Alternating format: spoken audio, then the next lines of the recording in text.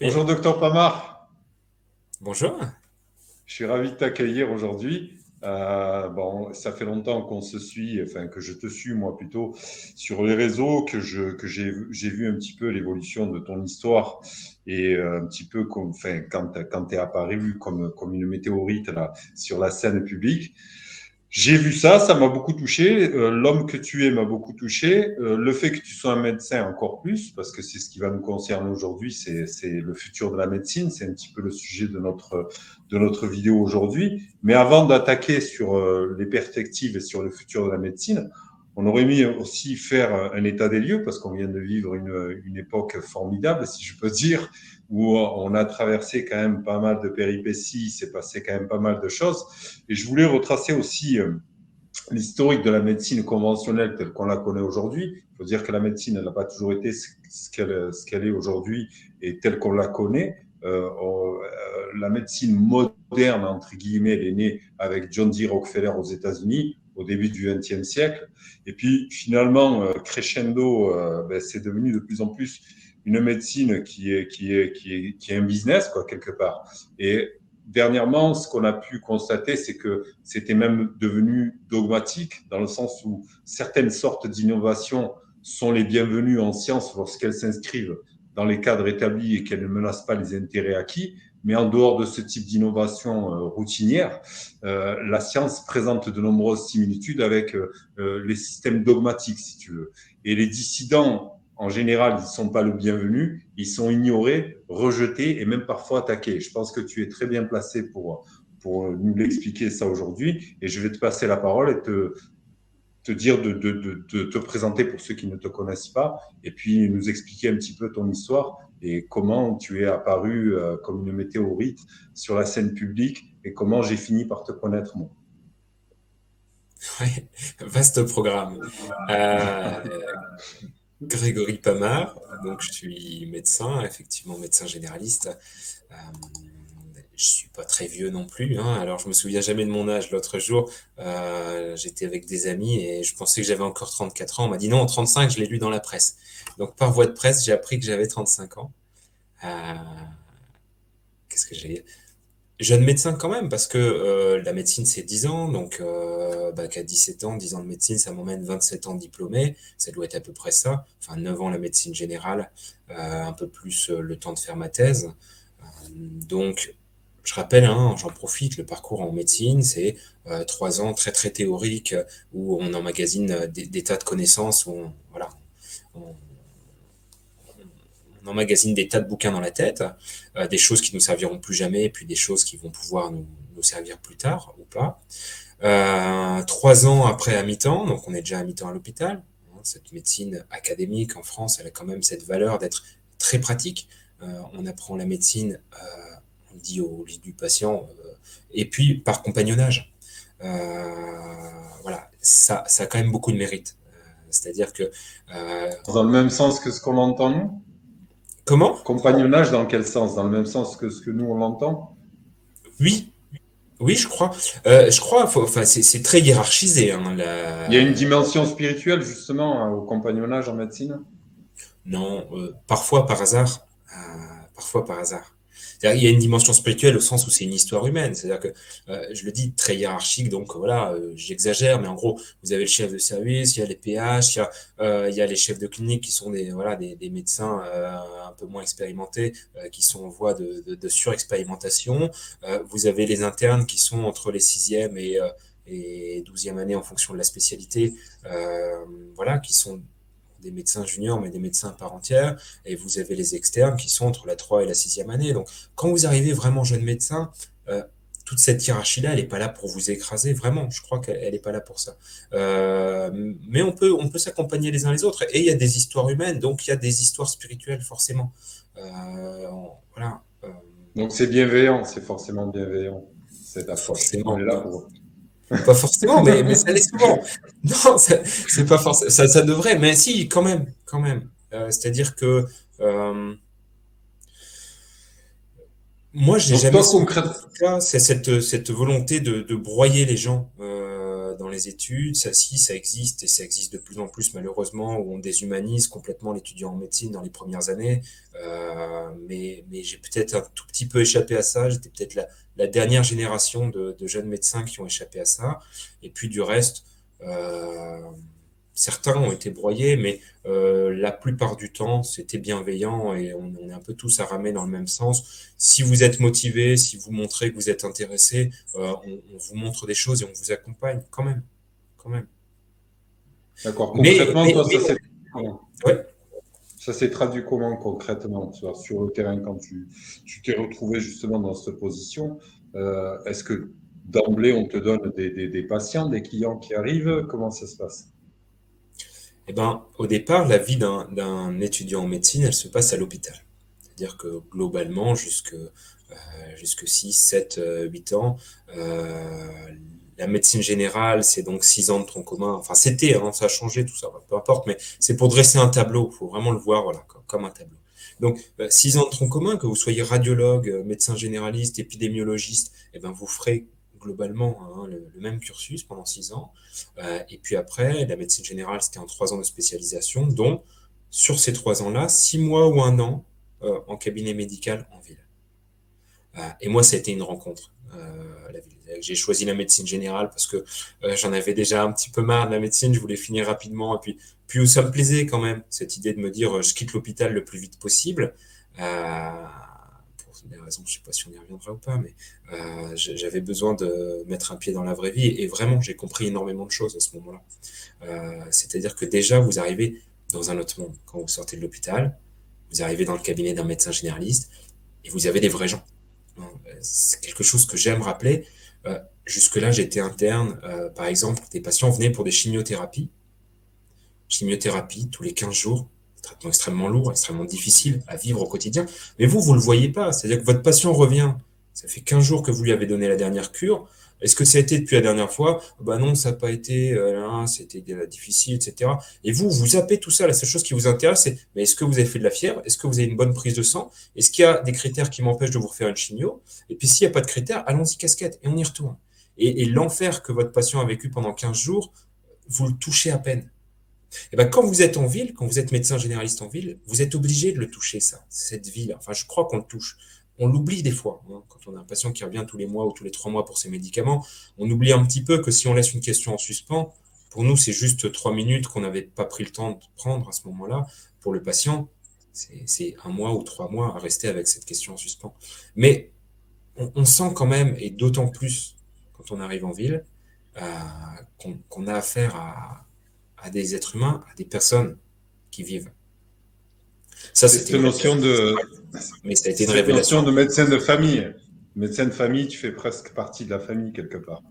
Et tu es obligé de Oui, connaître un petit peu l'historique des gens. Est-ce que c'est quelque chose qu'on te donne de moins en moins, ça? Le temps, justement. Et je pense que c'est ça la grande opposition entre nos deux approches. Si tu veux, moi, quand les gens viennent me voir, ils vont passer à peu près 1 heure avec moi. mhm, Déjà, d'emblée, pour que je connaisse un petit peu leur historique, nous, on part du principe de l'épigénétique, où on considère que toutes les facettes de la vie de la personne ont un impact sur sa santé. Et justement, est-ce que pour toi, c'est un problème, ça, le manque de temps, justement, avec les gens? Le fait que de plus en plus, enfin, nous, ce qu'on dit en général, c'est que chez un médecin généraliste, si tu as 10-15 minutes, c'est le bout du monde. C'est vrai? je travaillais en gros en 12 minutes, moi, hein, à l'époque. T'es Sur mon rapide. cabinet. Et je justifiais ça à ce moment-là, parce que ma réponse était de dire, ben oui, mais et c'est vrai. Et j'ai des patients qui me disaient, docteur, on aime bien avec vous parce au moins vous nous écoutez. Vous pouvez des fois passer une demi-heure avec un médecin ou un non-médecin sans qu'il vous écoute à un seul moment. Donc le temps en soi, c'est pas le seul critère. C'en est un. Hein, j'y reviens juste après. Je pense vraiment que c'en est un. C'est pas le seul critère. Je veux dire, en tant que médecin généraliste, mais c'est peut-être même en tant que personne, hein, voilà, moi je suis quelqu'un, j'ai une grosse capacité de concentration. Quand j'avais un patient en face de moi, le monde entier autour pouvait s'écrouler. Hein. Moi, une personne, le colloque singulier. Euh, et parce que vraiment à ce moment-là, le patient en face est tout pour moi. C'est le seul qui compte. Euh, donc, ce qui fait qu'en 12 minutes, la personne pouvait se sentir un peu écoutée. en tout cas, sa plainte était accueillie, sa plainte. Mais juste sa plainte, quelque part. C'est-à-dire que 12 minutes, ça suffit pour accueillir complètement une plainte, ça suffit pas pour accueillir complètement un individu, une personne, une vie. Et donc, forcément, eh ben, quand vous voulez soigner quelqu'un en 10, 12, 15 minutes, euh, vous le faites comme vous avez appris à le faire en médecine, à savoir une plainte, une hypothèse diagnostique, un examen pour confirmer votre hypothèse diagnostique, un diagnostic éventuellement sur place ou après examen complémentaire, et toujours, parce qu'on est là pour être efficace, un traitement qui permet de faire taire la plainte. Donc le but en soi de la médecine telle que je l'ai apprise, je crois, en tout cas telle que je l'ai comprise, peut-être qu'il y avait autre chose qui m'a échappé à ce moment-là, mais tel que je l'ai compris, c'est mon rôle de médecin, c'est de faire taire la plainte. Mais le problème, c'est que si vous faites taire la plainte, vous restez quand même superficiel. Et c'est-à-dire que la cause première, vous n'y touchez pas, et c'est ce qui explique qu'on peut avoir une population en mauvaise santé, c'est ce qui explique que quelqu'un que vous auriez pu soigner correctement en 2, 3 fois 1 heure, peut-être ce que vous faites des fois dans des accompagnements, et ben nous, au lieu de ça, on va avoir un patient qui reviendra 12 minutes tous les mois, toute sa vie. Pour Ça peut, justement ça peut- regarder les symptômes. Ouais. Ouais, c'est ce qu'on dit. Tu sais, je voulais faire l'analogie parce que je t'écoutais parler. C'est comme si tu as une voiture, par exemple, tu as un clignotant qui commence à s'allumer. Plutôt que de t'arrêter et de regarder réellement d'où vient le problème, ce que tu vas faire, c'est mettre un petit scotch sur le voyant rouge en te disant, mais c'est bon, le voyant ne clignote plus. Et le fait justement d'adresser purement les symptômes et de ne pas aller chercher les causes, ça fait justement cette routine que tu es en train de décrire au final, qui fait que on prend pas le temps d'essayer de comprendre la cause fondamentale. Et c'est pour ça que, en introduction, je parlais de John Deere et Rockefeller quand il a fait son OPA sur la médecine. Avant Rockefeller, en fait, la vraie médecine, la médecine intégrative telle que on va la décrire tous les deux tout à l'heure, mais la médecine intégrative, c'est justement ça en fait. C'est prendre le temps de comprendre quelles sont les causes fondamentales. Mais comme tu l'as dit, toi, on ne t'a pas enseigné cette façon de faire. On t'a donné justement cette approche où tu regardes au travers d'une grille, c'est-à-dire que l'approche, elle est plus auto-centrée sur toi, et toi, tu vas donner de manière générique, entre guillemets, à peu près les mêmes prescriptions en fonction des pathologies, en fonction des symptômes qui te sont avancés. Mais tu vas pas avoir une approche personnalisée, justement, qui ferait la différence. Et je trouve que c'est une des choses que je pourrais apporter comme critique à la formation des médecins, c'est qu'on ne les forme pas à la nutrition. Ça, je trouve ça vraiment impressionnant qu'on puisse avoir quelqu'un qu'on lui dise que tu vas t'occuper de la santé des gens sans lui faire comprendre ce qu'est une nutrition optimale, saine, qui soit hypotoxique et qui va apporter justement tous les facteurs et tous les éléments qui vont permettre au corps, parce que le corps est beaucoup plus intelligent que nous, il est capable de faire des choses, encore faut-il qu'il ait les outils pour le faire. Et justement, quand nous, on ne regarde pas, je vais donner l'exemple de la maladie auto-immune, quand on ne regarde pas la cause de la maladie auto-immune, en général, ce qu'on va faire en médecine allopathique conventionnelle, c'est juste gérer les symptômes. C'est de la gestion de symptômes et c'est pas de la prise en charge globale et holistique dans laquelle on va traiter les causes fondamentales. Est-ce que c'est bien ça? Ouais, mettre un scotch sur le clignotant, je suis pas sûr parce que des fois si, hein, des fois notre rôle de médecin généraliste c'est juste de gentiment hein, envoyer péter le patient et passer à autre chose parce que ça nous indispose ou parce qu'on ne prend pas le temps de le faire. Mais ce serait plus, si je devais prendre un exemple, c'est dire bah, vos pneus ont une usure anormale, vous changez les pneus au lieu de refaire le parallélisme quoi. C'est vraiment ça quoi. On ne va pas profondément dans les choses. Oui. Euh, En fait, on a une approche centrée maladie. C'est-à-dire que je l'ai entendu quand même 100 fois, 1000 fois dans mes études. Oui, faut prendre le patient dans sa globalité. C'est pas juste une maladie, c'est une personne malade. Mais c'est des déclarations d'intention. Et dans les faits, on n'apprend pas vraiment à le faire. On comprend pas. Et même nos professeurs l'ont peut-être pas complètement compris ou l'ont oublié. Tu vois. Il y a beaucoup de ça. Je crois que tu as raison de rappeler que la médecine telle qu'on la connaît aujourd'hui, voilà, cette médecine de la chimie de synthèse finalement, hein, c'est de la réponse à tout problème par une solution médicamenteuse. C'est comme ça quand même que je l'ai appris, quoi.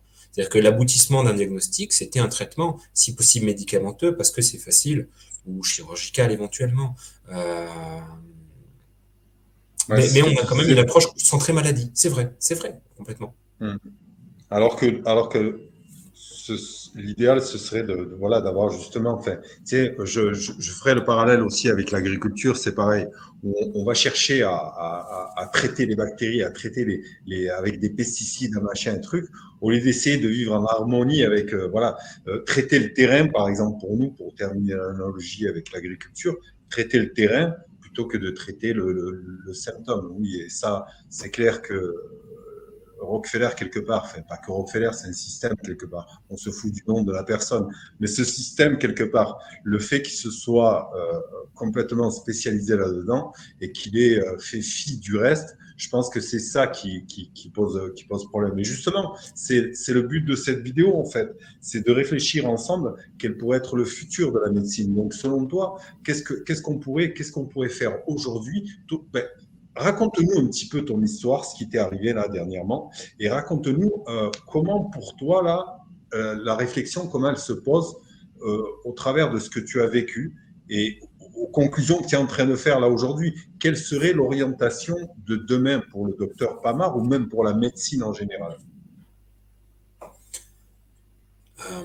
Bon, on se construit, je le crois, à travers les crises. Ça, c'est assez clair. On l'a appris tous en histoire-géographie, on l'a appris en biologie. On se construit à travers des crises. Donc, la crise en soi, en tout cas, moi, je l'ai toujours vécu comme ça. J'ai eu dans ma vie plusieurs crises qui m'ont construite. Et je suis toujours très reconnaissant de ces moments-là, ces moments où on arrive face à une impasse, en quelque sorte. Et en tant que médecin, j'ai vécu donc cette crise-là il y a 2 ans, peut-être 3 ans maintenant, je sais pas. Ça fait quoi, 4 ans qu'on est dans ce marasme? Non, j'en sais. Euh, ouais, je crois que ça. C'est en 2020 que ça a commencé ce Ouais, c'est bazar. ça. Bientôt 4 ans. Voilà. Euh, et où justement, il y a eu un décalage à ce moment-là entre la médecine telle que je l'avais apprise et comprise et celle qu'on essayait de nous imposer à ce moment-là. Moi, mon rôle de médecin généraliste, on l'a dit, accompagner les personnes. Le rôle essentiel d'un médecin généraliste, c'est de rassurer les gens, en fait. C'est-à-dire que notre boulot, c'est de dire aux gens, non, c'est pas grave ce que vous avez. Euh, Tout en étant toujours assez performant pour, quand il y a vraiment quelque chose de grave, pas laisser couler ça trop longtemps. Euh, mais la plupart du temps, on va dire aux gens, non, c'est pas grave. Non, votre ganglion que vous avez là, c'est probablement pas un cancer. Peut-être que c'est ça. Ça, c'est ce que je pense dans ma tête. Des fois, je le dis si le patient a envie de l'entendre ou a besoin de l'entendre. Donc, il y a une possibilité que ce soit ça, mais c'est vraiment pas mon hypothèse principale. Et tant qu'on n'aura pas fait une anapathe et qu'on n'aura pas regardé les cellules et qu'on ne saura pas que c'est des cellules tumorales, je ne lui dirai pas qu'il a un cancer. Bon, bref. Donc, mon rôle, c'est de rassurer les gens. Et là, on me dit du jour au lendemain, et de les accompagner dans la maladie d'ailleurs. Un patient qui vient pour une gastro, déjà avant 2020, je vous rassure, quand un patient venait pour un épisode viral, je sais pas, une gastro, un rhume, une angine ou que sais-je, mon rôle c'est le rassurer. Voilà, c'est pas grave ce que vous avez. Par contre, ça peut être embêtant, ça peut être fatigant, ça peut être difficile pendant quelques jours. Lui donner les signes qui doivent l'inquiéter et l'amener à me reconsulter. Voilà. Être sûr que ça évolue pas vers quelque chose de mauvais. Et puis lui donner les signes qui sont rassurants et qui ne doivent pas l'inquiéter. Voilà. Il est rassuré, il sort de ma consultation, il va déjà mieux. Il vient pour une grippe, c'est pareil. Une grippe, c'est pas grave. Mais par contre, on peut rester 2 semaines au fond d'un lit et ça peut être inquiétant.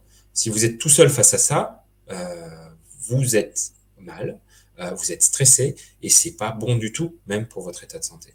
Et là, du jour au lendemain, on nous dit en 2020, mars 2020, on a une maladie qui est extrêmement grave et je sais pas, je me promène sur l'autoroute et je vois un gros panneau qui marque fièvre, tout, faites le 15.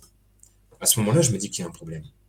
Parce que je me dis, on est en mars déjà, tout le monde a de la fièvre, tout le monde tousse, pratiquement. Ou en tout cas, dans le mois qui va s'écouler, la moitié de la population aura de la fièvre et va tousser. Et on nous dit à ce moment-là, faites le 15. C'est-à-dire, en gros, on chante la médecine générale. Si on a un tout petit peu de mémoire, j'étais un peu jeune à ce moment-là, mais je m'en souviens très bien quand il y avait la grippe aviaire. À ce moment-là, on a distribué des masques, etc. aux gens, et ça n'a pas pris parce que les médecins généralistes ont rassuré les populations en leur disant, voilà, on se calme. Voilà, si vous êtes malade, il sera temps de voir les choses, mais pour l'instant, vous avez probablement juste un rhume. Et ça, on n'a pas pu le faire en 2020. Je ne sais pas si vous vous souvenez, les cabinets étaient vides. C'est-à-dire que je me suis retrouvé, peut-être ça a contribué à la crise, et au fait que j'ai qu'est-ce que j'allais dire, un regard différent de la plupart des gens sur cette crise. C'est que du jour au lendemain, on me disait, on est dans une épidémie qui va tous nous tuer, et j'ai plus personne dans mon cabinet. Je suis médecin généraliste, on est au mois de mars, heureusement il fait beau, et je vois plus personne. Je vois encore 5 patients par jour, et encore, parce qu'ils étaient un peu inquiets, ils n'osaient pas trop venir, ils m'ont appelé, je leur ai dit, bah si, là, je vais devoir vous examiner. Donc Et tu il y a peux nous une, rappeler pourquoi? Tu peux nous rappeler pourquoi? Tu peux nous rappeler pourquoi c'était on impossible? confine les gens, on leur dit, il faut plus sortir de chez vous, et si vous C'est êtes malade, il faut important. surtout pas aller voir le médecin. Si vous êtes malade, il faut surtout pas aller voir le médecin. Et à ce moment-là, en fait, il n'y en a pratiquement pas des Covid en France. Attention, hein. Il n'y en a pratiquement pas. Bon, il n'y avait pas de test, donc il n'y avait pas de Covid, hein. Euh, et puis le décalage continue à s'accentuer parce que on nous dit pendant longtemps, il faut pas mettre de masque parce que ça n'empêche pas de transmettre. Voilà, les masques en population générale ne servent à rien, ce qui est exactement ce que j'ai entendu pendant toutes mes études. Sauf que à la fin du confinement, on nous dit bonne nouvelle. Maintenant qu'on a des masques, on peut déconfiner les gens. Plutôt que de juste dire on n'a plus besoin de confinement parce qu'on s'est rendu compte que ça servait à rien, on nous dit bonne nouvelle, on peut déconfiner les gens. Si vous avez un masque, il vous arrivera rien. Bon, ok. Jusque-là, on n'avait pas de masque, on nous donne des masques, on nous dit de le mettre. J'essaie de mettre un masque en consultation, je me rends bien compte que c'est un objet quand même qui induit la peur chez la personne en face. Je me rends bien compte que ça n'a pas, en tout cas, beaucoup de sens par rapport à tout ce que je sais scientifiquement sur l'utilisation de ce dispositif médical. Moi, je choisis en consultation assez rapidement d'arrêter de mettre des masques parce que ça ne me permet pas d'avoir une relation de soins avec les personnes en face. Euh, et, euh, et donc, ce qui va me valoir après des ennuis avec l'ordre des médecins. Actuellement, je suis. Tu as été dénoncé sur ça par rapport au fait que tu n'avais pas le masque? Oui, c'est ça, dénoncé. Donc, au départ, par une famille de patients inquiets, donc pas par le patient directement, mais par la petite fille d'une patiente, vraisemblablement, qui aurait été inquiète. Ce que je peux comprendre, en fait, l'inquiétude, je peux le comprendre. Je pense que ça aurait été bien juste de pouvoir voilà, rassurer cette personne. Euh, sur les raisons. Parce que un choix, j'ai toujours pensé en tant que médecin que quel que soit le choix que je faisais, ma responsabilité vis-à-vis de mon patient, c'est d'avoir des raisons de faire ce choix. Euh, vous venez avec une pharyngite ou un rhume, vous demandez un antibiotique, je refuse de vous délivrer un antibiotique parce que je pense que ça peut être dangereux pour vous. J'ai une bonne raison de ne pas vous le donner. Et si je vous le donnais juste pour vous faire plaisir ou parce que j'avais pas envie de parler avec vous, parce que ça me gonfle, après tout, je vais le faire, et qu'après vous faites un effet secondaire à cause de cet antibiotique, j'ai pas d'excuse pour ça. Au moins, la responsabilité que j'ai, c'est de pouvoir justifier mes choix. Je pars un peu dans tous les sens. Non, Euh, non, c'est très bien. En fait, tu étais en train de nous expliquer pourquoi, justement, l'historique de comment tu en es arrivé, toi, à te retrouver dans la position dans laquelle tu es aujourd'hui. mhm. Alors, rappelons-le, tu as été suspendu par justement l'ordre des médecins, c'est ça, Grégory? Oui, juste en quelques mots, puis après on va passer à autre chose parce qu'on n'a pas besoin de parler Oui, politique. c'est pas le but de la vidéo, mais c'est juste pour que les Mais gens c'est comprennent la un petit peu. situation de Voilà. décalage. Situation de décalage. Donc décalage parce qu'on nous dit si vous êtes malade, n'allez pas voir votre médecin. Décalage parce que on me dit de mettre un masque alors que pour moi ça n'a pas beaucoup de sens. Et puis on m'oblige et on essaie de me forcer à le faire alors que pour moi ça n'a pas de sens. Décalage parce que je me rends compte assez rapidement qu'en fait on soigne pas les gens malades. On le rappelle, hein, les gens ils étaient chez eux avec de la fièvre pendant 3, 4, 5 jours et c'est pas grave, on est laissé comme ça en leur disant quand vraiment vous savez plus respirer, vous faites le 15, vous allez à l'hôpital. Alors que moi je me rends bien compte assez rapidement en tant que médecin que je peux soigner ces gens, je peux les accompagner. Covid, c'est un surrisque de faire des thromboses, et je peux mettre des anticoagulants aux gens qui sont allongés à l'IT pendant plus de 48 heures. Quand quelqu'un commence à avoir des soucis respiratoires, je peux lui mettre un peu d'oxygène et en fait il va déjà beaucoup mieux. Au lieu que le cœur il compense à mort et que pendant 4 jours votre cœur il tape à 150 comme si vous étiez en plein marathon parce que vous avez du mal à respirer, vous mettez un petit peu d'oxygène, la machine se calme et puis on passe le cap, quoi. Et donc tout ça je le faisais avec mes patients et puis voilà, j'ai l'impression d'être le seul, enfin l'impression non, il y a d'autres médecins qui ont soigné heureusement, mais en tout cas ça paraît pas être une évidence pour tout le monde. Donc décalage, et je me sens comme ça un petit peu en décalage, et ce qui m'a amené à se dire, bon, à un moment, on nous dit, on va sauver les gens, on a un vaccin, et si on vaccine 60% de la population, les gens seront sauvés. Moi, je me demande déjà, pourquoi est-ce qu'on les soigne pas avant, déjà, avant de commencer à utiliser un médicament, une technologie nouvelle. Je comprends pas pourquoi on prend ce risque, une technologie qu'on ne connaît pas, Moi, quand j'ai entendu parler d'ARN messager dans mes études, c'est quelque chose, on pense que c'est probablement prometteur, mais pour l'instant, quand on fait des essais avec ça, ça se passe très très mal. Les gens meurent, on ne sait pas pourquoi. Donc, c'est pas pour aujourd'hui.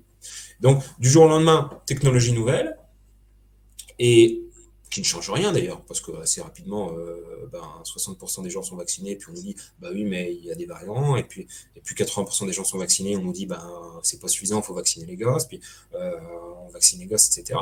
Et je me retrouve jusque juin, je sais plus, non, c'était le 12 juillet, quelque chose comme ça, annonce du président de la République, maintenant, les soignants non vaccinés, ils pourront plus bosser.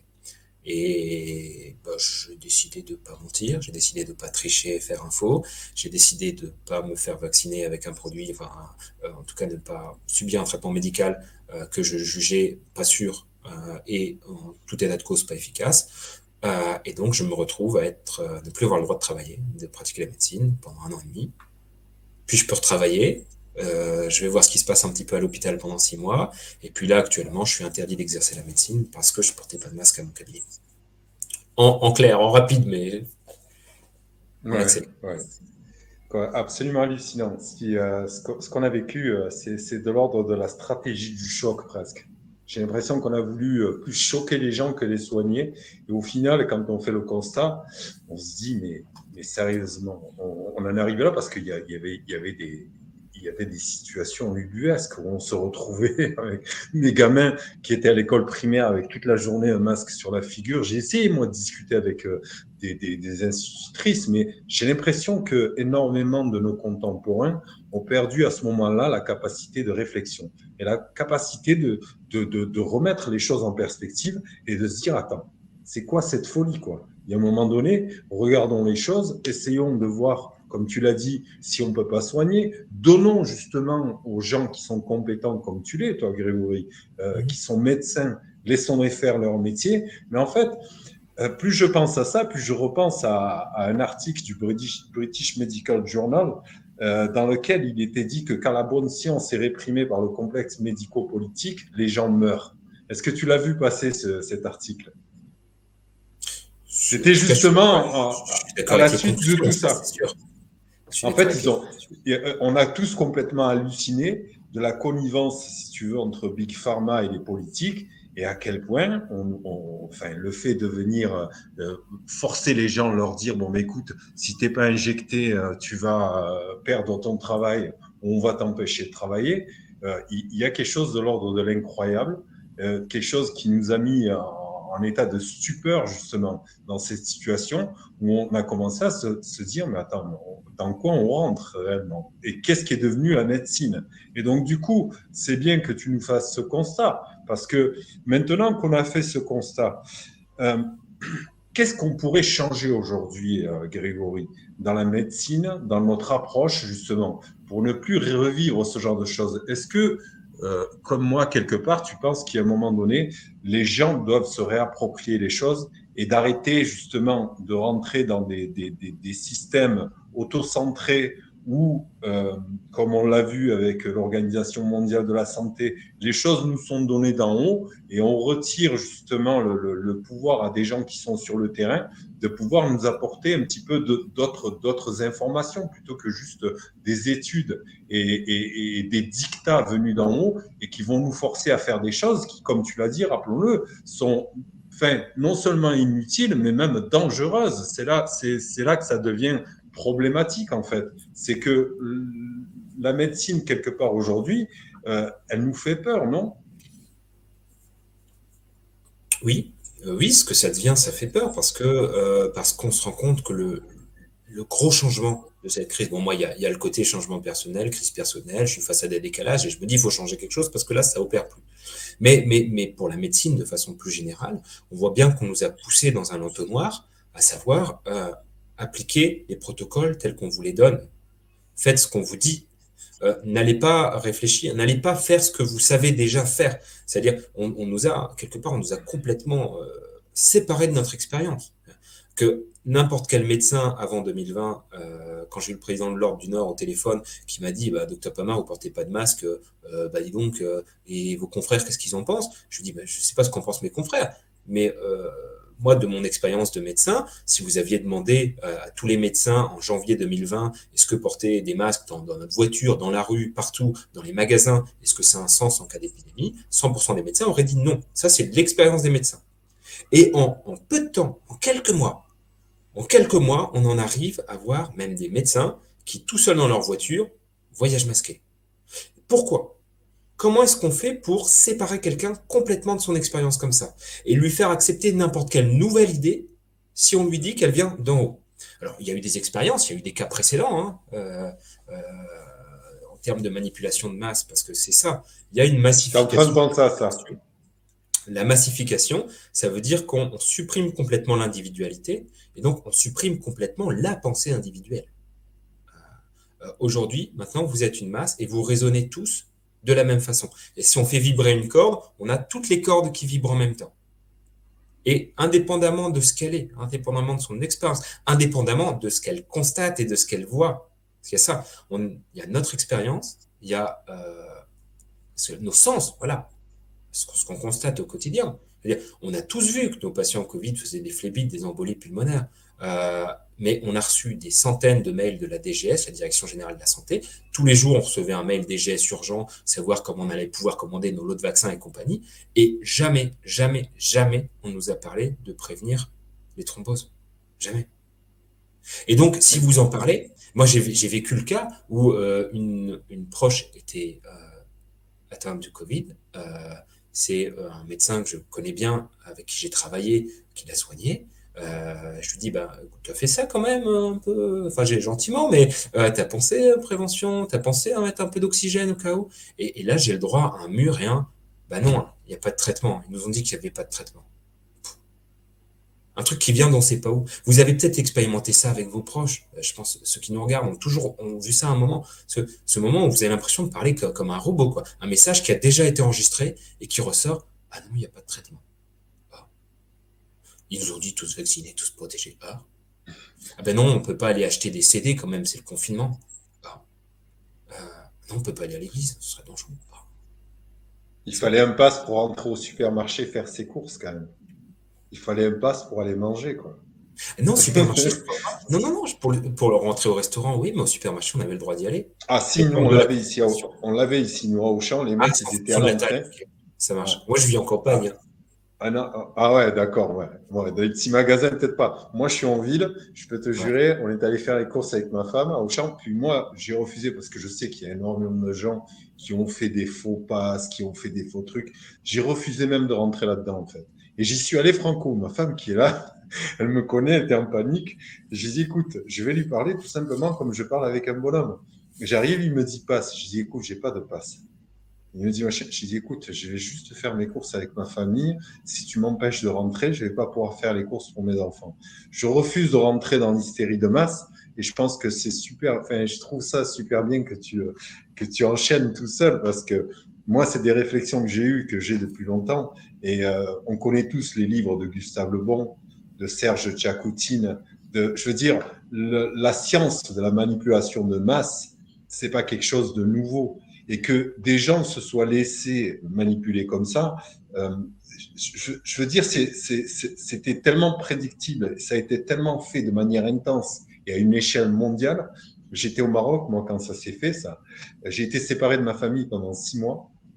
Je n'ai pas pu voir parce qu'au Maroc, si tu veux, à l'entrée de chaque ville, c'est barricadé, c'est machin, tu as des flics de partout, impossible de bouger. Il m'a fallu 6 mois pour revoir mes gosses, quoi. Et donc, forcément, enfin, quand tu as un esprit Ça critique, choque. et je pense pas que ça a à voir avec l'intelligence, hein, je veux dire, tu l'as dit toi-même, hein, tu as des médecins surdiplômés qui sont avec un masque tout seul, qu'ils ont sorti de leur poche, ça se trouve. Enfin voilà, tu vois, des choses quand nous on sait comment on met en place ces masques, comment il faut les utiliser, etc. Il n'y avait plus rien qui faisait de sens en fait. On faisait les choses de manière systématique. Mais quand tu comprends la science qui est celle de la manipulation de masse. Il y avait Gustave Le Bon qui avait écrit justement un livre dessus. C'est pas le seul. On peut parler d'Edward Bernays, on peut parler d'énormément de gens qui ont parlé de ça. Il y a aussi Arrête. pardon. Hannah Arendt, qui en a beaucoup parlé sur les Ouais, totalitarismes. Arendt, ouais, c'est clair. Tu as aussi la science de la cybernétique. Tu as un superbe documentaire sur Arte qui s'appelle Voyage en cybernétique, où tu vois que la programmation émotionnelle, c'est pas quelque chose de nouveau. Et au final, tout ça pour te dire quoi? Pour te dire, est-ce qu'il n'y a pas quelque chose d'intentionnel et finalement, vers quoi on va? Eh ben ouais, on est vers la solution là. La solution à ça, c'est quoi?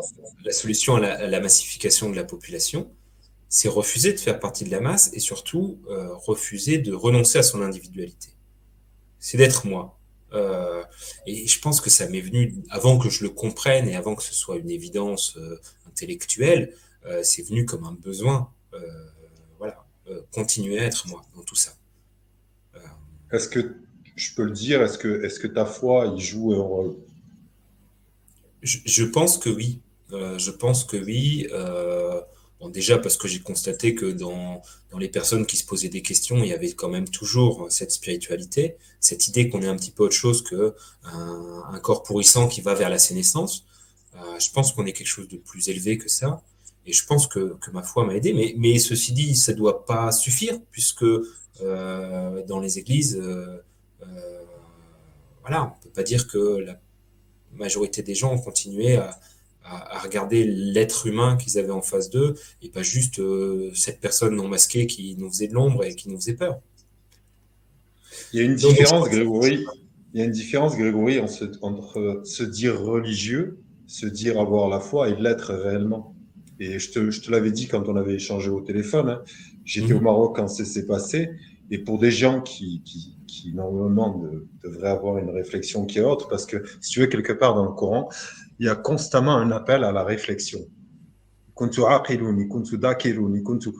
demande de pondérer et de réfléchir. Et quand tu ne sais pas, de demander à celui qui sait. Et justement, de développer un sens critique.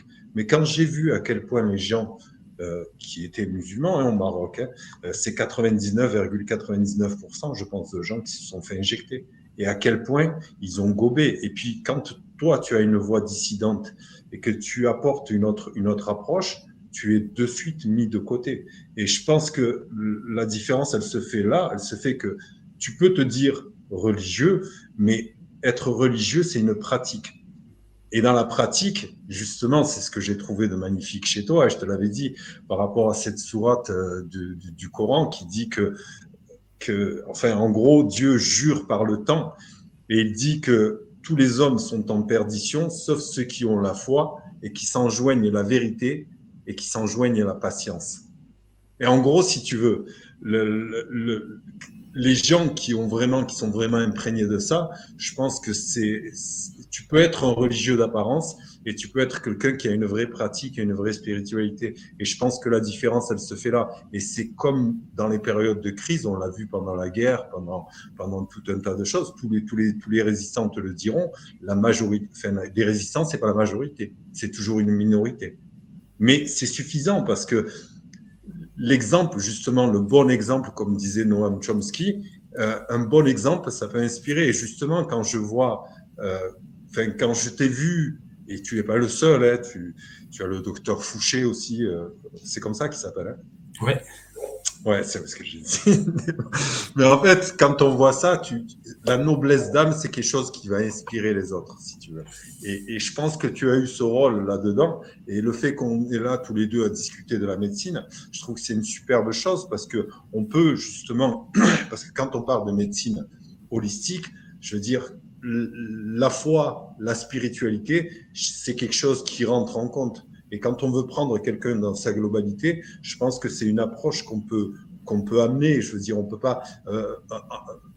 On en avait discuté brièvement sur les réseaux quand on avait parlé de Descartes, mais je pense que justement ce réductionnisme, il est vraiment coupable parce que il nous a quelque part amputé de cette spiritualité, de cette chose qui fait on est autre chose que juste une enveloppe charnelle, comme tu l'as dit, mais qu'on est beaucoup plus que ça. Et que si on veut adresser la personne, je pense qu'à un moment donné, dans l'approche de l'épigénétique, comme je l'ai décrit tout à l'heure, c'est quelque chose qu'on doit prendre en compte. Qu'est-ce que tu en penses? Alors là, c'est extrêmement dense. J'ouvre une porte. Oui, tu l'as dit, hein, l'attachement à la vérité. C'est ça. Et la vérité, ça veut pas dire qu'on a toujours raison. C'est un petit peu ça le problème aussi. Tu vois. On est un petit peu héritier de la disputation aussi et de vouloir toujours pour, contre, etc. Euh, Être présent en vérité, ça veut pas dire avoir raison. Mais euh, mais par contre d'être complètement sincère avec les autres. Et je crois que le témoignage, il est là. C'est pas de dire, moi, docteur Grégory Pamar, j'ai raison, et les 95% de médecins qui sont pas d'accord avec moi sont des cons qui se posent pas de questions. C'est vraiment pas ça. C'est de dire qu'en tout cas, ce que je constate, ce que je vois, et ce qui crie à l'intérieur de moi, je vais le dire et je vais en témoigner. Et peu importe quelque part effectivement les conséquences, le côté martyr, je suis pas martyr pour être martyr. Et je veux dire, tout a été facile pour moi. En fait, c'était pas difficile. De subir les conséquences de mes choix, c'était pas difficile parce que je pouvais pas faire d'autre choix. Quand le président de la République nous dit si vous n'êtes pas vacciné en septembre, vous avez plus le droit de bosser, c'est tout. C'est comme ça. C'est comme ça. Donc, ma foi m'aide parce que grâce à ma foi, je suis la vérité. Hein. Pour nous, chrétiens, la vérité, c'est un des noms du Christ. Hein. Christ nous dit, je suis le chemin, la vérité et la vie. Et de là, vous retrouvez énormément de choses qu'on peut voir aussi dans d'autres spiritualités. Quand vous parlez de chemin, de vérité et de vie, ça, c'est des valeurs universelles. Quand vous parlez de Jésus-Christ, voilà, en tant que Jésus-Christ, mais en tout cas, en tant que chemin, vérité et vie, ça, c'est des valeurs universelles. Ce qui veut dire que mon chemin, je le connais pas, mais j'ai confiance. Et si je suis sur le bon chemin, je sens que je suis sur le bon chemin, même si c'est difficile. C'est des fois difficile de monter la montagne, c'est plus facile de la descendre. Enfin, si vous décidez de la descendre parce que c'est plus facile, vous irez jamais en haut.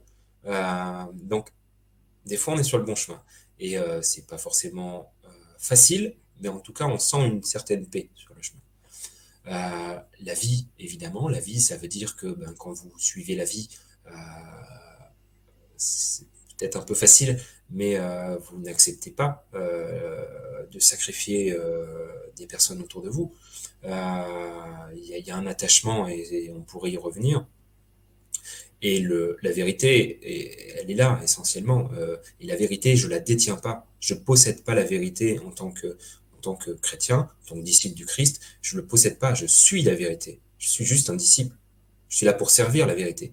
Et donc, ça veut dire qu'il y a quelque chose de plus grand que moi, que je peux pas connaître en entier. Ça veut dire aussi que j'ai besoin des autres parce que, étant donné que je suis quelqu'un de faillible et limité, je ne peux pas posséder quelque chose d'infini et d'universel. Donc, je peux en voir qu'une seule partie. Et oui, ça m'aide de savoir que en face de moi, j'ai, pourquoi pas d'ailleurs, un frère musulman qui va voir cette vérité d'un autre côté et qui va pouvoir voir quelque chose que moi, je suis pas capable de voir et qui peut m'aider à comprendre quelque chose.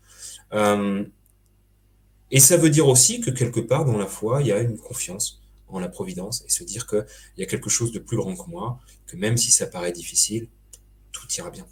Et tout ira bien, c'est quelque chose que non seulement je pouvais croire a priori quand tout allait bien dans ma vie, et c'est quelque chose que j'ai constaté quand c'était plus difficile. Il y a toujours quelqu'un ou quelque chose qui est là pour m'aider quand c'est difficile. Il y a toujours quelque chose de magnifique de l'autre côté du chemin, même quand je suis crevé, il y a un moment, je vais trouver un banc pour m'asseoir. Oui. Un moment, je vais trouver une source pour boire. Oui, sans doute. Et j'ai vraiment l'impression d'avoir gagné quelque chose ces dernières années. J'ai pas perdu. Ça a pu souffrir, hein, des fois, hein, une petite amputation, un petit quelque chose qu'on doit enlever parce qu'il n'était pas si bon, mais je crois vraiment que j'ai gagné énormément de choses. Et pour la médecine, oui, il y a un lien évidemment parce que j'ai eu une relecture aussi hein, à travers ça de mon expérience de médecin justement. Euh, la relecture, ça veut dire qu'à un moment vous avez, je sais pas si je continue ou pas. Désolé. Non, c'est pas grave. C'est les aléas, ça. C'est les aléas. C'est le direct. Désolé, je t'ai coupé. La relecture, donc ça veut dire qu'à un moment, votre expérience, vous n'en êtes pas coupé. Et même s'il y a vous bifurquez de façon assez radicale dans votre vie, n'empêche que tout le chemin que vous avez parcouru avant, il reste important. Mais vous le revoyez à la lumière de vos yeux d'aujourd'hui. Et j'ai découvert des choses aussi en médecine, j'ai découvert des choses en psychologie, j'ai découvert des choses moi, je suis assez fervent de l'approche centrée sur la personne, telle que Carl Rogers l'a proposée, l'a décrite en psychologie même, je vais dire en psychiatrie presque, puisque c'est une approche qui soigne en soi. Et ça veut dire d'accueillir la personne et de se dire que la personne en face de vous, assez souvent, elle a la solution de ses problèmes, en fait, quand elle est suffisamment à l'écoute. Et que vous êtes là juste pour l'accueillir complètement. Euh, Vous avez quelque chose de transcendantal et de commun tous les deux, hein, notre humanité, notre vie, ou l'image de Dieu qui est en nous, appelez-la comme vous voulez. Euh, et parce que vous avez cette chose en commun, l'autre va pouvoir se découvrir à travers nous et va pouvoir aussi comprendre ce qui ne va pas chez lui. Euh, et là, on raccroche un petit peu avec ce qu'on disait tout à l'heure. Non, en 12 minutes, vous ne pouvez pas faire ça. En Ouais, 1 heure, l'empathie. ouais, l'empathie, qui est assez mal compris assez souvent. L'empathie, ça ne veut Ouais, pas juste dire vous êtes triste, moi aussi. Ça ne veut pas juste dire c'est pas de la sollicitude non plus, l'empathie. L'empathie, c'est d'accueillir c'est la complètement connexion. l'autre sans le juger. Déjà, ça, c'est pas mal. Que vous pouvez voir quelqu'un en face de vous qui vous dit des choses extrêmement difficiles. Hein. Moi, quand je vois des enfants, j'ai des envies et je peux pas m'en empêcher. Euh, c'est pas, on peut imaginer, ça peut arriver ça en consultation face à un médecin. Et ou plus simplement, je sais pas, cette mère de famille qui vous dit, moi quand j'ai des gamins qui crient, j'ai juste envie de les prendre et de les balancer par la fenêtre. Euh, c'est très difficile à dire ça. Et pourtant, on a le droit de le sentir. Et donc vous avez le choix de vous draper dans ah oui, bien sûr vous le ferez pas. Et je désamorce et je coupe le contact qui est entre nous deux. Ou alors vous avez le droit juste de vous recevoir ça et en tant qu'être humain vous dire bah oui en fait c'est possible, on peut ressentir des choses Ouais, comme ça et c'est même dire compréhensible. eh oui, Je suis papa, moi je te... mais voilà, mais moi, mon rôle de soignant à ce moment-là, c'est d'accueillir et de dire, ah, du coup, vous avez envie de les jeter par la fenêtre quand ils font ça.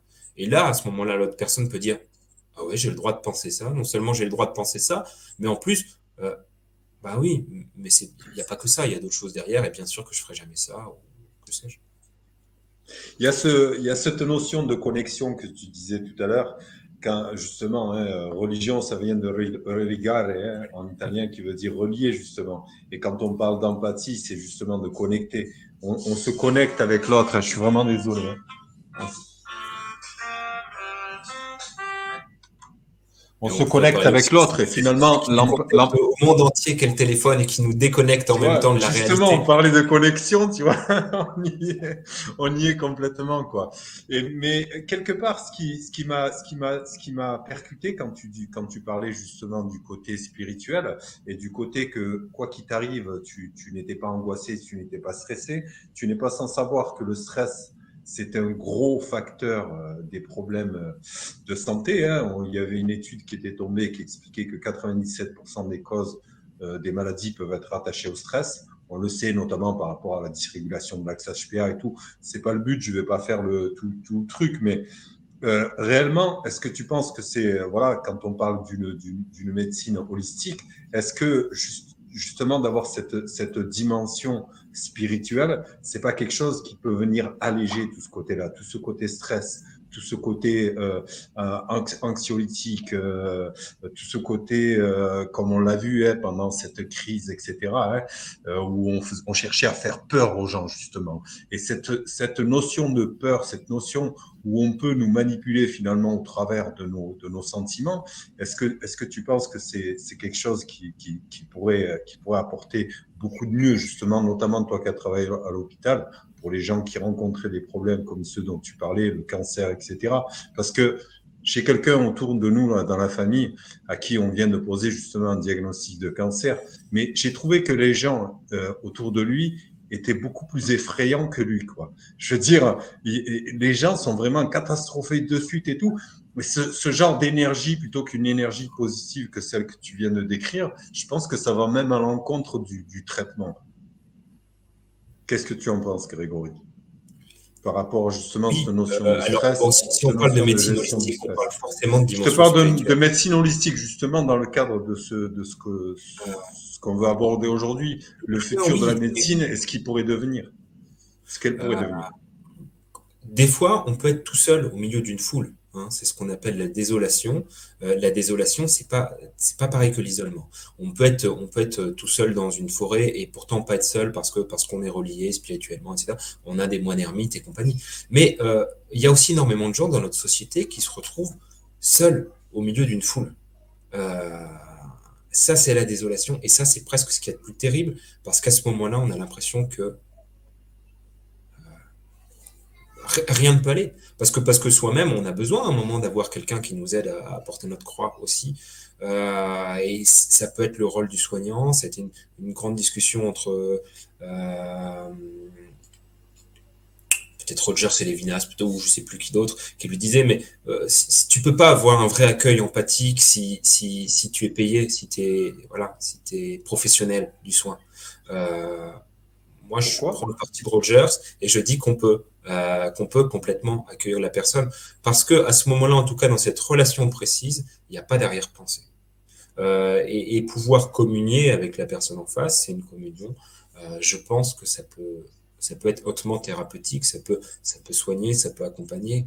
Que oui, une personne peut sortir du cabinet de son soignant, de son médecin, en allant déjà beaucoup mieux, parce que enfin, il est sorti un petit peu de cette bulle où il était tout seul au milieu de la foule, parce que l'espace d'un instant, et même un instant seulement, il a été entendu, parce qu'il s'est dit, je suis pas seul à ce moment-là. Parce qu'il a été capable de l'entendre. Et oui, bon, après, on peut parler des, des phénomènes physiques et somatiques qui se passent, parce que voilà, corps, esprit, âme, tout ça, c'est tellement intimement lié qu'on on ne peut pas penser qu'il n'y a pas une porosité entre les choses. Peut-être que, voilà, on va nous parler après de cytokine, on va nous parler de stress oxydatif, on va nous parler, voilà. Toujours est-il que ça nous permet d'être dans des états thérapeutiques.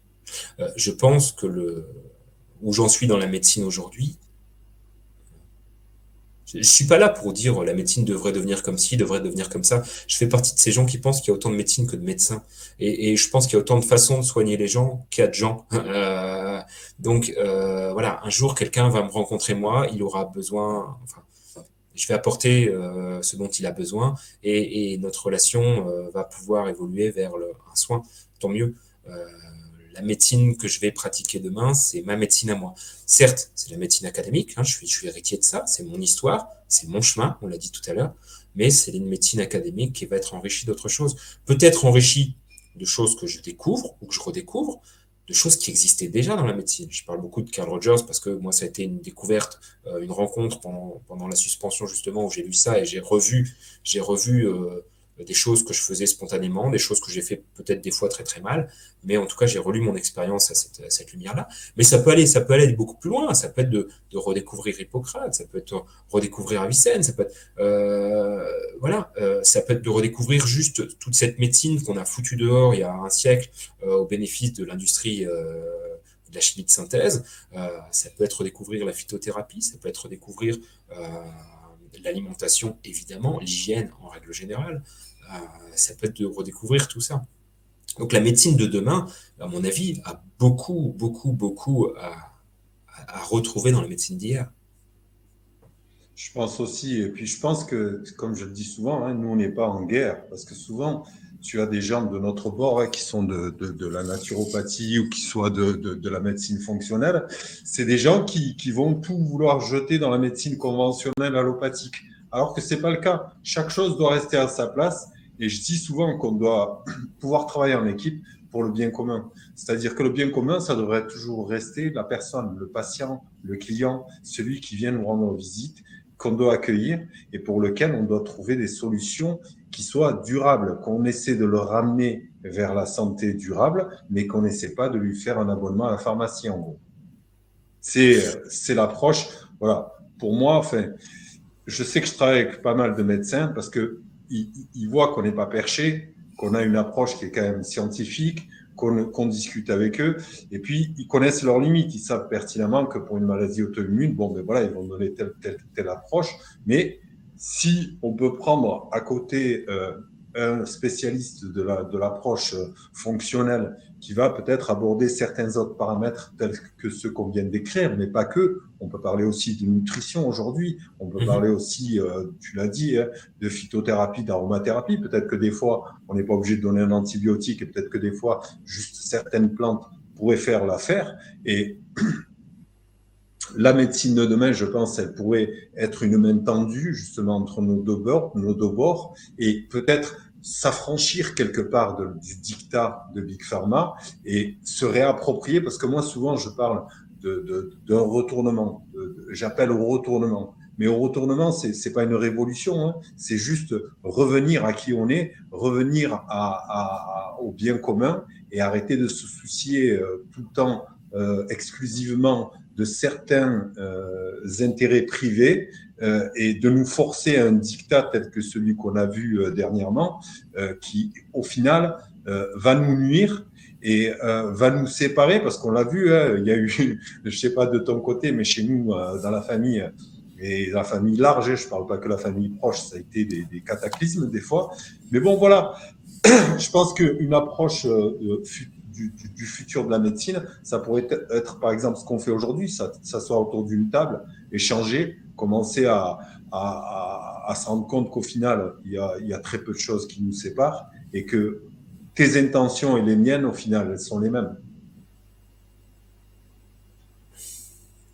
Oui, c'est-à-dire que ce serait dommage de jeter aussi, voilà, notamment l'étude des signes cliniques. On a je crois, on peut avoir des bons cliniciens en France. Peut-être que ça va disparaître parce que maintenant on fait des scanners et des prises de sang à tout le monde et qu'on les examine plus. Mais il y a énormément de choses qu'on peut faire face aux patients, énormément de choses que j'ai appris, qu'on apprend au contact des patients, et c'est une grande richesse qu'il serait dommage de perdre. Ça, c'est évident. Que la médecine moderne ne répond pas aux attentes des patients dans de nombreux cas, c'est évident. J'entends souvent, peut-être qu'on peut en parler un petit peu, cet argument de dire mais les gens veulent pas changer, les gens veulent pas faire d'efforts.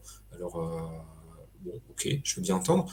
Faut quand même se rappeler aussi que en fait les gens ont déjà fait des efforts. Alors déjà on est dans une société d'immédiateté et c'est pas que en médecine où on veut tout de suite avoir des effets et stimuler la corde dopaminergique en permanence, mais les gens ont déjà fait des efforts. Quand vous donnez 10-20% de votre fiche de paie en cotisation sociale pour la sécurité sociale, ben, je peux comprendre, hein, donc en gros, hein, 20% de votre temps de travail, c'est-à-dire que tous les jours, vous allez bosser 2 heures pour la Sécu. Une fois que vous avez fait ça, je peux comprendre quand même que quand vous arrivez chez le médecin, il ne faut pas payer la consultation. Et puis, il faudrait qu'il nous donne un médicament qui puisse nous guérir sans effort. Ça, je peux le comprendre. Et je crois qu'on peut soigner les gens pour beaucoup moins cher que ça, parce que quand on voit l'explosion des coûts de la santé, on parle de Big Pharma, mais il faut que les gens comprennent que voilà, ce n'est pas un fantasme. C'est-à-dire que le monopole de la sécurité sociale a entraîné un monopole sur le médicament remboursé. Le médicament remboursé qui doit faire des études. Pour faire des études médicales, ça demande énormément d'argent et énormément d'autorisation administrative que seuls des laboratoires avec certaines puissances peuvent se permettre. Aujourd'hui, il n'y a pas de recherche sur le jeûne parce que soit c'est pas autorisé par les comités d'éthique, soit il n'y a pas d'argent pour financer ces recherches. Aujourd'hui, il n'y a pas d'études sur des remèdes ancestraux et de l'argile verte, mettons. Il n'y a pas d'études. Pourquoi? Parce que ça n'intéresse personne de faire des études sur de la poussière. On peut en trouver partout. C'est trop facile et ça coûte rien. Ça n'intéresse pas. Et on vous vend des pansements techniques à 50 balles, 50 balles la boîte de 8, alors que peut-être que de l'argile verte ou du miel aurait pu faire exactement le même effet. Et voilà, et ça c'est permis, et ça fait que sur votre journée de travail, vous bossez 2 heures pour la sécurité sociale pour payer des laboratoires. Ça fait que en une crise sanitaire, on a réussi à accumuler des milliards d'euros de dettes qui sont partis à des laboratoires et qui font que vos gamins vont hériter de 50 000 euros de dettes par Français. Et je crois que c'est quelque chose que les gens ne se rendent pas compte, en fait, ça, tu vois. Que c'est un coût. Parce qu'ils se disent, bah, finalement, c'est gratuit, c'est la sécurité sociale. Mais toi comme moi, on est des indépendants et on voit ce qu'on paye à la fin du mois. Ben oui. Et au Et encore, pire, quand on est pire, médecin pire. conventionné, on paye pas grand-chose, hein. Parce que j'entends les médecins se plaindre de dire, oui, ben, les plombiers, quand ils viennent, ça me coûte un bras, et les médecins sont des pauvres malheureux qui roulent en BM ou en Cayenne, pendant que les plombiers sont des riches arnaqueurs. Mais non, quand on est médecin conventionné par la sécurité sociale, on s'engage à un certain nombre de considérations, en échange de quoi nos cotisations sociales sont amoindries. On ne D'accord. paye pas de TVA non plus. Donc la médecine de demain, c'est un peu ça. C'est-à-dire que la médecine de demain, c'est une médecine qui de plus en plus est protocolisée, qui de plus en plus doit répondre à des cahiers des charges édictés par celui qui paye, et non pas le français, malheureusement, mais par l'assurance maladie. Et ouais, on peut avoir des suspicions de connivence des fois. Et face à ça, qu'est-ce qu'on peut faire? Ben, c'est ce que j'ai dit tout à l'heure, voilà, refuser d'être massifié et dire oui, mais moi je suis un individu. Moi, si on me diagnostique de l'hypertension, je vais essayer de me poser la question pourquoi, euh, plutôt que de prendre un médicament toute ma vie, peut-être, ou pas. En fait, c'est un choix. Chacun choisit. Vous pouvez continuer cette médecine-là. Cette médecine, je suis pas sûr que c'est ça. Dans l'urgence, elle pose pas de problème. Au contraire, elle vient aider parce que voilà, si on a une tension qui est haute, venir la réguler, c'est pas un souci. Et comme tu l'as dit, on pourrait le faire de maintes manières. Mais dans le même temps, on pourrait aussi parallèlement accompagner et traiter les causes fondamentales. Hein. On va pas décrire tout le délire derrière l'hypertension. Mais Et quelque une part, poussée hypertensive, on prend juste ça. Là, je parle peut-être aux soignants ou aux médecins qui vont nous regarder. Poussée hypertensive, je l'ai vu là quand j'ai fait quelques mois aux urgences. Si vous vous posez à côté de la personne et que vous discutez, la cause, vous la retrouvez quasiment tout le temps, hein. Dans une poussée hypertensive, pratiquement toujours, et je parle en tant qu'urgentiste, hein, enfin en tant que praticien dans un service d'urgence, pratiquement toujours, vous savez ce qui se passe. C'est voilà, c'est ce truc qui vous a, ce traumatisme qui vient de remonter parce que quelqu'un vous a mis une main aux fesses ou j'en sais rien. Et c'est ça qui fait que vous vous retrouvez à 22 tensions et vous n'arrivez pas à redescendre. Et une fois que vous avez compris ça, une fois que vous avez accueilli ça, sans traitement, hein, pas obligé de mettre du Loxène pour forcément faire redescendre la poussée. Alors, je suis tout à fait d'accord, hein, je vais le dire. Oui, la médecine symptomatique, des fois, on a bien besoin d'elle et elle sauve des vies, hein. Quand vous vous retrouvez en choc septique à 42 fièvres parce qu'il y a un caillou qui bloque les voies urinaires et qu'il y a une infection au-dessus, si on fait rien, vous êtes mort, très c'est rapidement. clair. Donc, heureusement qu'elle existe, cette médecine. Et il sera temps de vous poser les questions plus tard. Ça, c'est super important que les gens le comprennent parce que c'est vrai, de notre bord, là, tu as énormément de gens qui viennent nous voir ou même des gens qui étudient chez moi. J'ai une école, je te le rappelle, et Mhm. qui croient que voilà, on est en guerre. Moi, je dis, la médecine conventionnelle, la médecine allopathique, si elle n'existait pas, il faudrait l'inventer. Voilà. Il y a des choses qui sont, voilà, dans l'urgence, tu l'as expliqué là, très bien. Et c'est bien que les gens le comprennent et qu'ils l'intègrent dans leur cerveau et qu'on n'est pas là en guerre, une médecine contre l'autre. Il faut prendre le meilleur des deux mondes, en fait. Oui, parce qu'il y a des choses qu'on ne sait pas faire non plus, et ou qu'on ne sait plus faire, qu'on doit apprendre ou réapprendre, ou alors parce qu'aujourd'hui, voilà, est-ce que demain les médecins pourraient passer 1 heure pour chaque consultation? Matériellement, je ne sais pas. Je suis certain que si c'était le cas, sur le long terme, ça ferait beaucoup de bien à la population, et très rapidement, en fait, plutôt que de mettre 5 médicaments à quelqu'un qui vient pour un rhume, vous passez du temps à le rassurer, et ben la fois suivante, quand il a un rhume, il ne vient pas vous voir et ça libère du temps médical. Ça, j'en suis certain. N'empêche qu'en attendant, il y a des choses qu'on ne sait plus faire et on est quand même content de trouver des praticiens qui sachent le faire. Est-ce qu'on pourrait aussi, dans le meilleur des mondes, hein, peut-être à l'école, enseigner la nutrition, enseigner la vie saine. Ce que j'ai reproché aussi beaucoup par rapport à cette crise, c'est qu'on a très peu parlé de prévention active et qu'on a parlé surtout de remèdes. Est-ce que le fait d'avoir justement cette explosion d'obésité, de maladies chroniques inflammatoires, etc., ça ne devrait pas nous amener justement quelque part à réfléchir la chose? Et puis, on parlait tout à l'heure au début de cet échange par rapport au cursus des médecins, peut-être voir justement ce volet-là, essayer d'enseigner la nutrition. Qu'est-ce qu'est la nutrition? Parce que on va pas se le cacher, Grégory.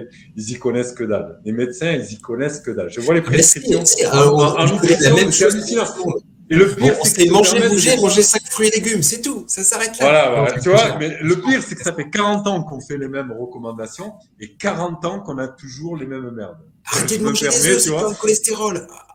Ah putain, ce cholestérol aussi, quoi. Mais ça, en fait, si tu veux, nous, ce qu'on dit, c'est que l'homme moyen tel qu'on voudrait nous le présenter, il n'existe pas. Donc, il en Ouais. découle de fait que l'approche, elle doit toujours être individualisée et qu'il n'y a pas une alimentation pour tout le monde de la même manière. Tu parlais de l'hypertension, moi, je pourrais t'amener vers le syndrome métabolique, etc.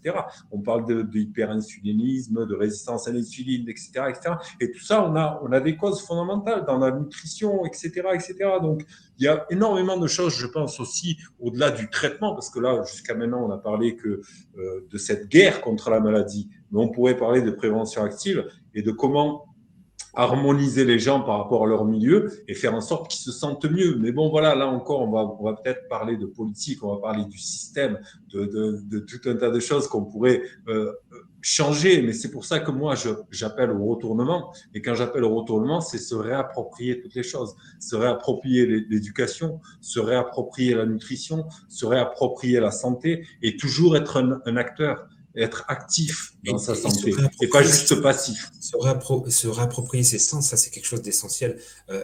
Moi, je crois vraiment qu'on sait ce qui est bon pour nous. Alors oui, on peut faire des tas de tests qui vont nous dire vous allez être intolérant ou autant de risques d'être intolérant aux protéines de lait de vache et compagnie, mais en réalité, on le sent. Soi-même, on sent ce qui est bon pour nous, on sent ce qui est pas bon pour nous.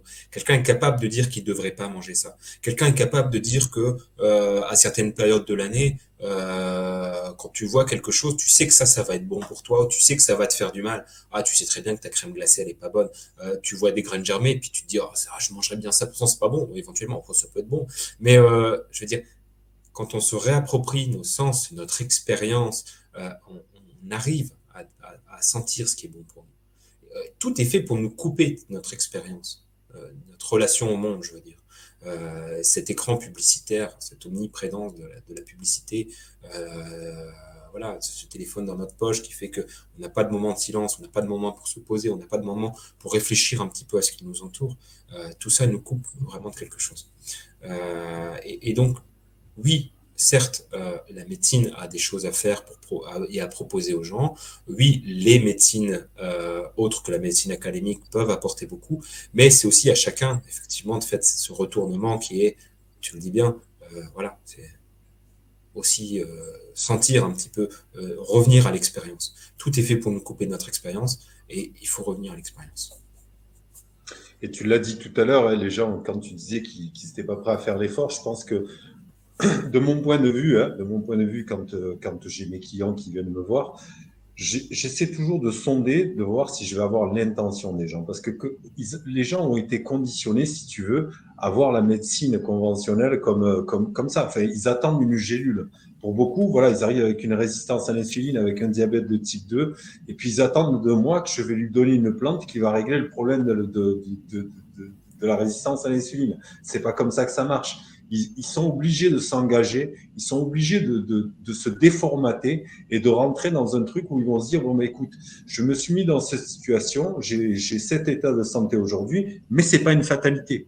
C'est-à-dire que si j'arrive à faire les modifications de facteurs de vie, de mode de vie, de changer certains paramètres de mon mode de vie, ben je peux peut-être espérer revenir à une santé durable. Mais ça, je pense que ça a à voir avec l'éducation, avec l'enseignement, avec ce que je te disais tout à l'heure. Le fait qu'on ait formaté les gens justement à attendre qu'il y ait une solution auto-centrée qui vienne du médecin, c'est quelque chose qu'il faut complètement défaire aujourd'hui. Qu'est-ce que tu en penses? Oui, enfin, la place du remède, hein, on en a parlé, qu'elle vienne d'un médecin ou qu'elle vienne de quelqu'un d'autre, c'est la place du remède, c'est ce remède qui va venir de l'extérieur et changer profondément. Mais c'est le cas aussi dans les crises sociales et politiques. C'est penser qu'un jour, il y a un héros qui va venir pour vous sauver, penser que parce qu'il y a telle personne qui parle à la télé, euh, on est sauvé et que enfin on va pouvoir sortir de tout ce marasme. C'est-à-dire que le problème, il vient de vous, qu'il soit un problème médical, qu'il soit un problème social, qu'il soit un problème politique. La question, c'est quelle réponse vous allez pouvoir apporter à ça. Et nous, dedans, ben, en tant que praticien en santé, on est juste des mailloticiens, on est juste des accoucheurs. On est juste cette personne qui est là pour tendre les bras et pour passer du moment où on est bien tranquille dans un ventre, où tout est beau, mais où finalement il manque quelque chose parce que on ne voit pas vraiment ce qui nous entoure, au moment où on se retrouve ébloui, après avoir été tabassé pendant 2 heures à coup de contraction, ça paraît difficile, mais on sait qu'à la fin, il y a le monde, quoi. Il y a le monde qui est écrasant, difficile, mais il y a aussi des belles choses à voir. Et moi, je le vois comme ça. Je pense on est juste maïoticien. Et alors, ce qu'il va falloir, quel praticien va falloir à telle ou telle personne, quelque part, je ne comprends pas cette fronde qu'on peut avoir, nous, les médecins. Enfin, si, cette peur, hein, il y a des médecins qui aujourd'hui, les ostéopathes, n'importe quoi, etc. Oui, il y a des ostéopathes dangereux.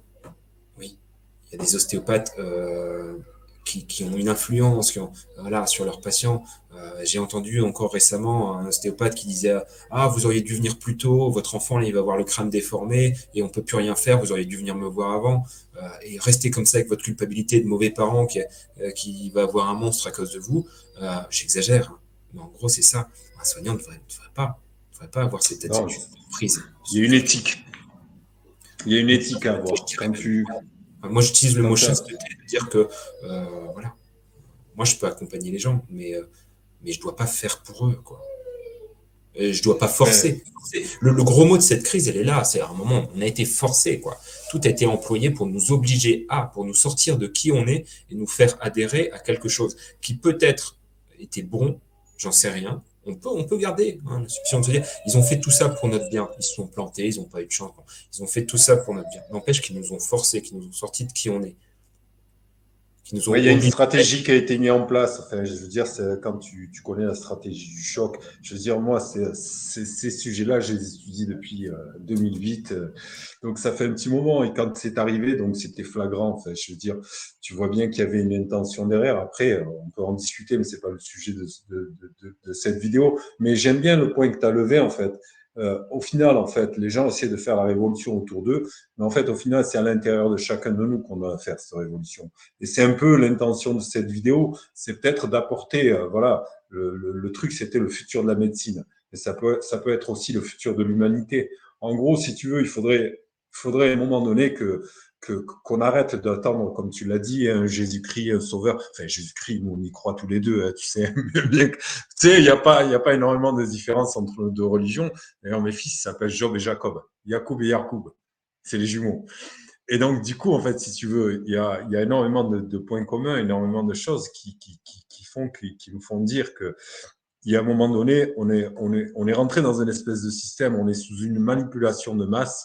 Et je pense que la solution, elle est peut-être là, c'est de sortir de cette manipulation de masse, de pouvoir commencer à se responsabiliser, parce que ça aussi, on est tous beaucoup infantilisés hein, dans énormément de facettes de notre vie, des facettes de la société. Je pense qu'il y a énormément de choses qui sont à défaire et qu'on a notre réflexion et peut-être un autre world view, comme diraient les Anglais, une autre état d'esprit qu'il faudrait établir chez les gens, qui commencent à arrêter de sortir, qui commencent à sortir de leur torpeur pour se présenter, se mettre acteur, se porter responsable et apporter des solutions. Chacun de nous doit apporter une solution à ce nouveau monde. Parce que tel que je le vois, je veux dire, cet épisode du Covid, entre guillemets, ça n'a été qu'un épisode. Si on continue sur cette lancée-là, tu le vois bien avec réchauffement climatique, machin et tout, on voit très bien qu'on va vers une espèce de communisme. Et si tu veux, le communisme, nous, en tant que chrétiens ou en tant que musulmans, c'est complètement incompatible avec ce qu'on est fondamentalement, avec l'être humain qu'on est. Donc, c'est quelque chose qui va venir heurter beaucoup de choses en nous, qui va venir tuer l'humanité qui est en nous. Et je pense qu'à un moment donné, il y a un sursaut qu'on doit avoir. Et le fait qu'on soit là aujourd'hui, tu sais que toi, comme moi, on croit en la providence et on ne croit pas au hasard, on croit aux choses qui se font naturellement. Et je pense que c'est une bonne chose qu'on se soit rencontrés aujourd'hui et qu'on ait pu échanger. Et puis finalement, on tombe finalement beaucoup d'accord sur beaucoup de points et il y a très peu de différences. C'est un peu comme avait dit le roi d'Abyssinie quand il avait reçu les évadés de la Mecque, les camarades du prophète Mohammed, et qu'ils étaient venus se réfugier chez le roi d'Abyssinie. Et quand eux lui ont expliqué leur religion, mais il a tracé un petit trait sur le sol en leur disant que finalement, la différence entre leur religion et la sienne, elle était aussi fine que ce trait qu'il y avait sur le sol. Parce qu'ils lui ont récité justement la sourate de Marie, ils lui ont parlé de Jésus, ils lui ont parlé de toutes ces choses. Et il était vraiment étonné de voir que c'était le même message au final. Et en gros, si on veut revenir à ça, c'est quelque part rappeler les gens à leur humanité, rappeler les gens, leur rappeler qui on est quelque chose de noble, on est beaucoup plus que ce qu'ils essaient de prétendre qu'on est, et qu'à un moment donné, on n'est pas obligé de gober comme des poissons, qu'on soit médecin ou qu'on soit juste le citoyen lambda. Je pense qu'il y a un courage à avoir, et c'est ce courage voilà, que j'ai trouvé très beau chez toi et que j'ai tenu à souligner aujourd'hui, et que voilà, je suis ravi de t'accueillir en tant que l'homme que tu es, au-delà du médecin. On a parlé de médecine et tout ça, mais au final, in fine, ce qui reste, c'est comme dans l'huile essentielle, c'est l'essence. Et voilà, et c'est ce côté-là que je voulais souligner chez toi et que j'ai trouvé très beau et très inspirant pour beaucoup d'entre nous. Le courage, je sais pas, mais ouais, si je dois retenir un mot, c'est de l'audace au moins, en tout cas. Ayez l'audace d'être vous-même. Essayez juste. Euh, et ce retournement, il est là, c'est de dire, si je commence par dire l'ennemi, c'est pas le président de la République, l'ennemi, c'est pas Big Pharma, l'ennemi, c'est pas, mais il y a quelque chose en moi déjà. Hein. Cette histoire euh, longue histoire religieuse, ces prophètes qui avaient raison au milieu d'un peuple entier et qui ont toujours été persécutés, mais n'empêche, c'est eux dont on se souvient parce qu'ils nous ont montré la lumière à un moment où on en avait besoin. Et ce prophète, c'est pas juste une histoire extérieure à nous, c'est pas de dire est-ce que Grégory Pamar est prophète au milieu de notre société. Non, pas du tout. Mais cette histoire de prophète, elle est aussi à l'intérieur de nous. Et à l'intérieur de nous, on a cette voix qui nous montre tout le temps le bon chemin et qu'on a toujours envie de caillasser. Hein. Les prophètes à l'intérieur de nous, on est tout le temps en train de les lapider parce qu'ils nous dérangent, parce qu'il y a quelque chose, on sait très bien que c'est là, mais ça nous dérange et on sait que ça va rompre notre tranquillité. Il y a cette grande histoire, cette grande dualité entre la tranquillité et la paix. Et, euh, et quand vous choisissez la vérité, quand vous choisissez la vie, et quand vous savez que vous êtes sur le bon chemin, c'est pas le chemin tranquille, mais c'est le chemin de paix. Et il est là. Et c'est tout ça, ça demande de l'audace, juste de l'audace, même pas du courage. Et pour l'audace, il faut avoir de l'inspiration, il faut être inspiré. Oui, ah ben c'est pour ça aussi qu'on a des grands frères et on est content de les trouver à certains moments de notre vie. Ou d'autres qui sont tout petits et qui eux-mêmes pensent qu'ils sont rien, mais qui pour nous à ce moment-là sont tellement grands et tellement importants qu'ils changent notre vie entière. Des fois, on a un sourire. Euh, donc c'est important, ouais, tout ça. Oser, euh, oser, mais je crois que c'est le cas pour la santé, c'est le cas pour la société. Voilà, la petite société de votre corps, c'est comme la petite société de votre famille, c'est comme la petite société de votre pays. Tout ça, les problèmes et les solutions sont les mêmes. Pas peur de passer au travers des crises, c'est ça, Grégory. Est-ce que tu penses qu'aujourd'hui, enfin voilà, le fait que ce confort, voilà, enfin, on parle d'hormèse, tu sais, on en parle beaucoup nous dans notre Ouais. domaine, il y a aussi une partie, je peux pas m'en empêcher, moi, ça fait partie de moi. Hein. Dans le Coran, il y a un moment donné un passage qui dit Inna ma'al yusri yusra, et c'est répété 2 fois d'affilée. À côté de chaque difficulté, il y a une facilité. Et donc, c'est au travers de la difficulté, au travers de l'épreuve, et il ne faut pas avoir peur, justement, comme tu l'as dit, euh, d'aller vers la vérité, de la rechercher. Et puis, c'est vrai que c'est rare hein, de nos jours, hein, les gens qui s'en importent.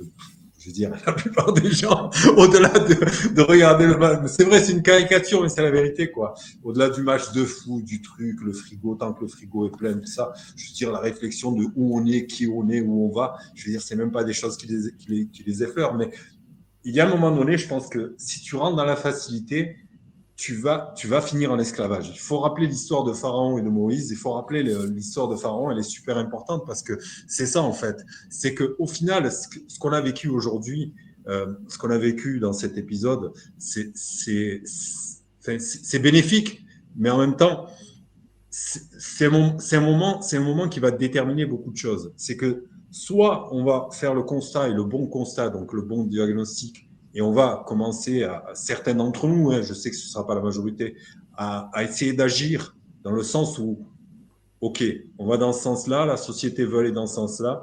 Comment moi, je peux déjà faire le changement en moi, avant de commencer à faire le changement autour de moi, comment moi, je peux commencer à trouver des solutions autour de moi et peut-être être une inspiration, comme tu l'as dit, pour d'autres gens autour de moi. Parce qu'à un moment donné, dans l'obscurité, ce qui va briller, c'est les lucioles. Et je pense que voilà, quelque part, tu en fais partie, Grégory. Et je pense qu'il y a d'autres personnes. Je pense à Valérie Bugeaud qui parlait justement de se réapproprier les choses. Elle parle d'économie, c'est une économiste et tout ça. Il y a énormément de gens aujourd'hui que je trouve pertinents. Il faudrait juste que ces gens puissent se réunir, puissent se connecter. Mais la providence, elle est là. Les choses, elles vont se faire d'elles-mêmes. Et pour ce qui est du sujet qui nous concerne aujourd'hui, je pense que les gens devraient arrêter d'attendre de l'extérieur et commencer à réfléchir à ce qu'ils peuvent eux aussi faire pour participer justement à cette future médecine, à cette médecine de demain. Et au-delà même de la médecine, je voulais parler de santé durable de demain, dans un monde idéal où on aurait retrouvé une santé durable pour tout le monde. Et bon, faut quand même accepter que c'est un peu utopique. Hein. Ça l'est, mais on s'en fout. Nous, c'est parce qu'on est on est des rêveurs. On est des rêveurs. On tend vers l'excellence. C'est ce qui fait, je pense, à la différence entre quelqu'un qui est vraiment inspiré, comme tu l'as dit tout à l'heure, et quelqu'un qui va juste se laisser porter. On a besoin de rêveurs comme ça.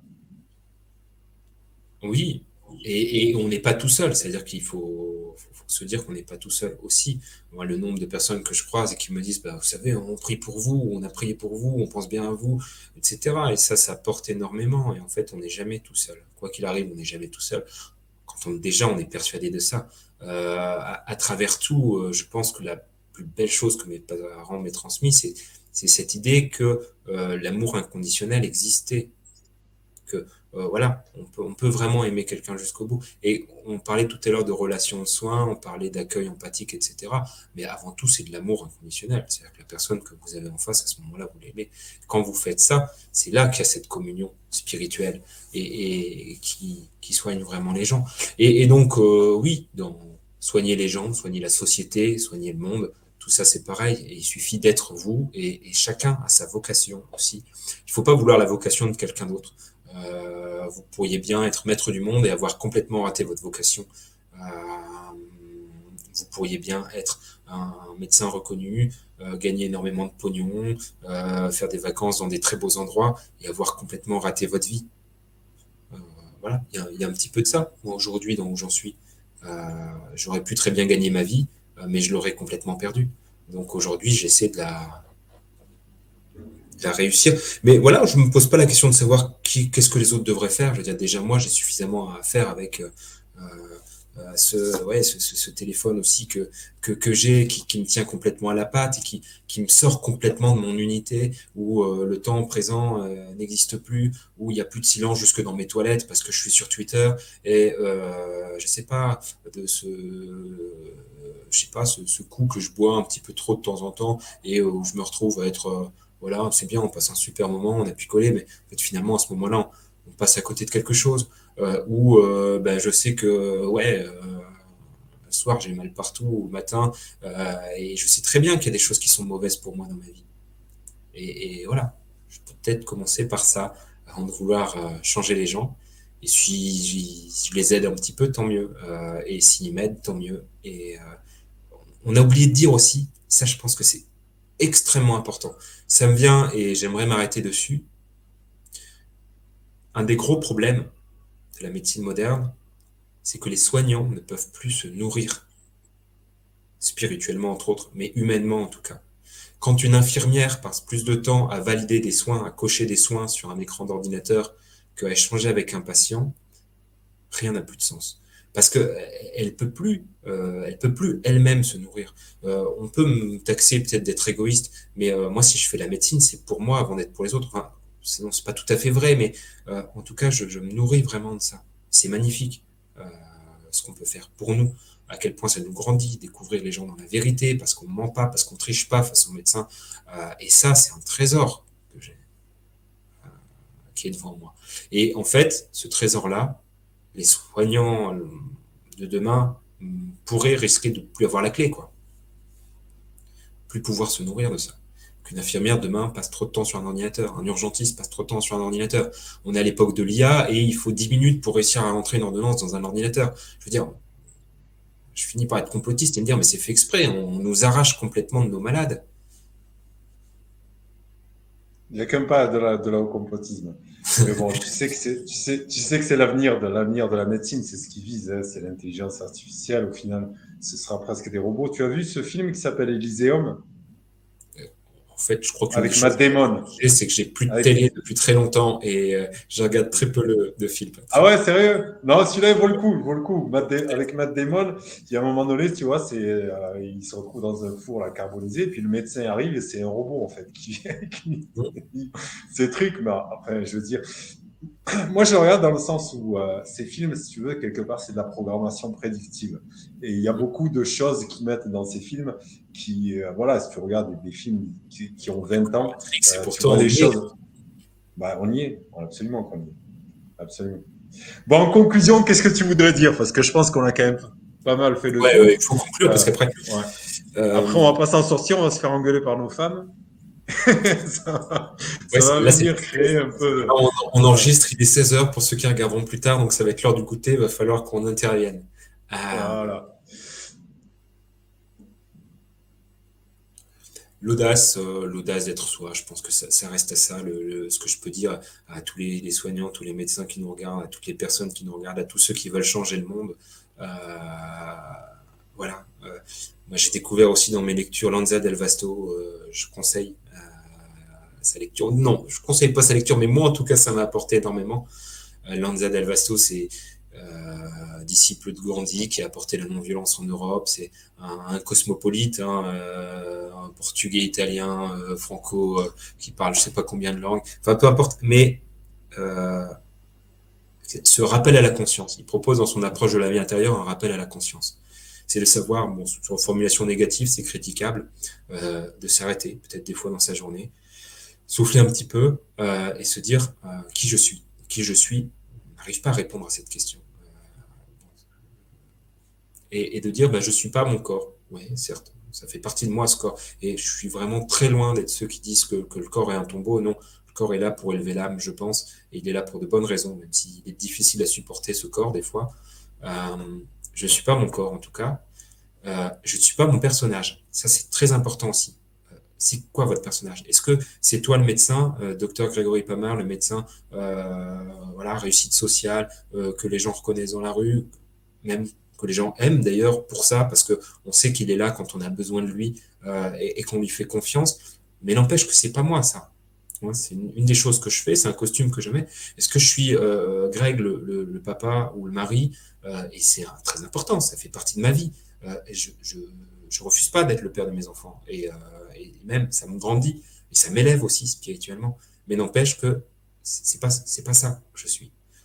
Il faut pas s'accrocher à ces personnages parce que sinon, ils vous enferment et ils vous privent de qui vous êtes, encore une fois. Ils vous dévient, ils vous mettent sur un mauvais chemin. Donc voilà, c'est des choses que je fais et que je fais du mieux possible avec tout mon cœur, mais c'est pas ce que je suis. Est-ce que, comme disait Descartes, je suis cette pensée, juste cette pensée que j'ai à cet instant? Je crois pas. Je crois aussi que je suis quelque chose de plus grand que ça. Puis une fois que vous avez éliminé ces choses-là, voilà, rappel de la conscience et qui je suis. Enlever le superflu et une mise à nu, en fait. Le Razali disait quelque chose aussi dans ce sens-là. Il disait, le Razali, c'était un érudit du XIe siècle. Il disait que je vais le traduire dans les mots d'aujourd'hui parce que tu peux jamais traduire exactement l'arabe. Mais en fait, en gros, ce qu'il expliquait, c'est qu'il fallait jamais te laisser encenser quand les gens justement t'encensaient, quand ils essaient de te glorifier. Et il fallait jamais te laisser te miner quand ils étaient en train de te critiquer. En fait, toujours rester sur la voie du milieu, savoir qui tu es, savoir que le soir, quand tu montes te coucher, ou quand tu te retrouves tout seul dans une pièce, tu es là tout seul face à toi-même et ne pas croire aux mensonges, aux choses qui pourraient te dévier de ce que tu es. En fait, nous, si tu veux, le côté démoniaque qu'il y a dans notre religion à nous, c'est le côté où tu as ton cœur qui perd justement cette sakina. La sakina, c'est la tranquillité.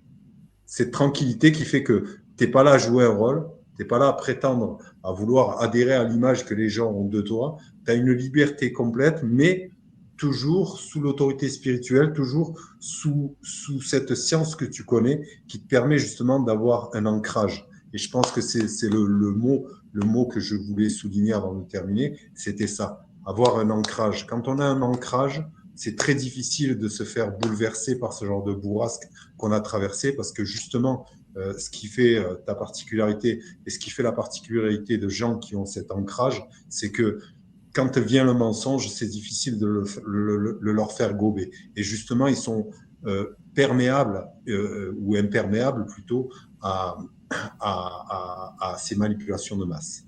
Voilà. Soyez Revenir à soi, c'est le remède. revenir à son. Soyez vous-même. Dans cette Voilà. société, dans cette massification, soyez vous-même. Et non, découvrez qui vous êtes. Et pour ça, on a besoin de l'autre. Vraiment. C'est Exactement. On a qui on besoin d'un est, maître. cette image de Dieu qu'on a en nous. Moi, c'est comme ça que je le dis. Le seul moyen, c'est de la trouver dans l'autre parce que vous ne pouvez pas l'avoir chez vous. Donc, tu n'es pas protestant. J'en déduis ça, c'est que tu ne l'es pas. C'est que les protestants, justement, ils ont ce libre examen. C'est qu'eux, ils n'ont pas besoin de maître, contrairement à nous. Nous, nos protestants, nous, ce seraient les wahhabis, en gros. Et donc, du coup, en fait, le fait qu'ils aient le libre examen, qu'ils peuvent prendre leur livre et rentrer dans ce livre et décrire et délimiter eux-mêmes les lois, les décréter du jour au lendemain, c'est quelque chose qui nous paraît juste impossible chez nous. Et je sais que les catholiques aussi, c'est pareil. On peut Il y a avoir une cette hiérarchie. relation directe à Dieu, mais voilà, moi, je ne l'ai pas. Voilà, j'ai la foi, je crois en Dieu. Je le vois pas. Enfin, je le vois dans les autres, je le vois dans la création, mais j'ai pas cette relation, voilà, directe à Dieu.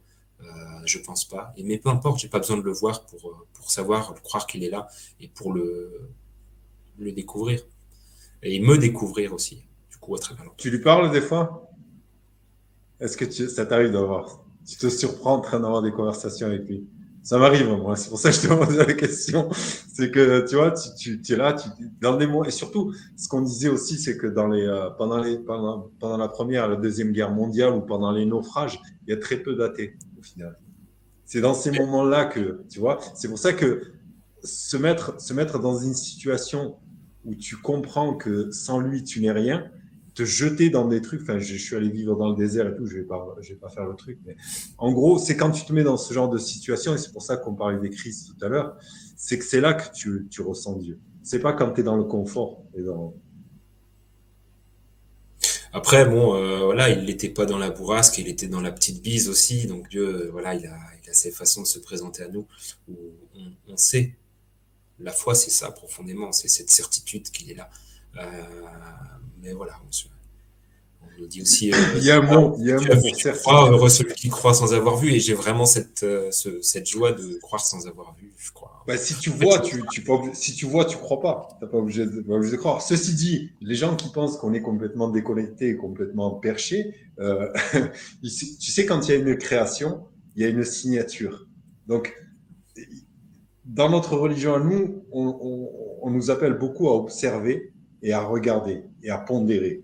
Et quand on regarde la création, parce que c'est ça, tu sais, au-delà de juste la méditation et tout, des fois la contemplation, en fait, et la réflexion et regarder un petit peu le fait, ben, je sais pas, on est là tous les deux en train de discuter, on est capable d'élaborer des idées, d'avoir un échange, on a un langage, on parle, nos mains, les hormones, le fait que nous, on respire, le fait que notre cœur bat, c'est même pas de nous-mêmes, le fait que nous, on soit médecin et qu'on, enfin, entre guillemets, pour toi médecin, pour moi ouais, plutôt moi, je l'admets. naturopathe fonctionnel, plus on découvre de la science et plus on se rend compte que c'est pas possible que ces choses-là soient créées toutes seules. Donc, il y a au-delà de ce qu'on dit aujourd'hui, c'est pas juste ésotérique, c'est juste une réalité parce qu'aujourd'hui on voudrait nous faire passer les gens qui ont une spiritualité pour des arriérés. C'est pas du tout le cas. On essaie même pas d'être d'endoctriner aujourd'hui des gens. On essaie juste d'apporter la réflexion à un autre niveau et à expliquer qu'on est juste quelque chose de plus que juste voilà cette enveloppe corporelle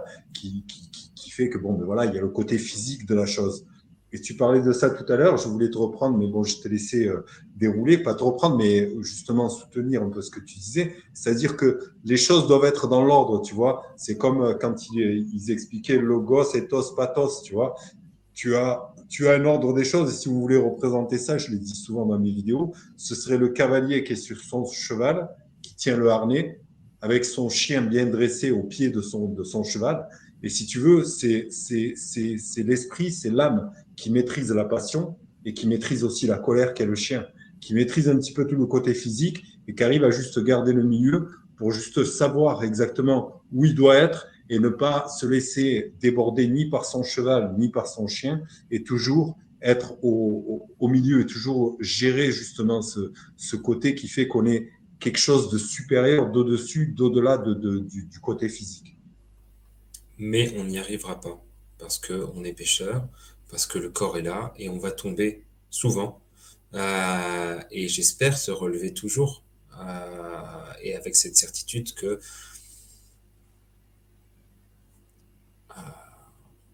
par le pardon, on a la force, quoi. Hein. C'est cette image de dire, voilà, on va tomber souvent. C'est pas grave, on a le droit de tomber. Je veux dire, je suis pas parfait, c'est pour ça que ça, et puis ça rappelle à l'humilité aussi. Quand je dis le corps élève l'âme, c'est aussi dire ça. C'est à cause du corps qu'on tombe, peut-être. Je fais pas tout le bien que je voudrais faire, je fais le mal que je ne voudrais pas faire.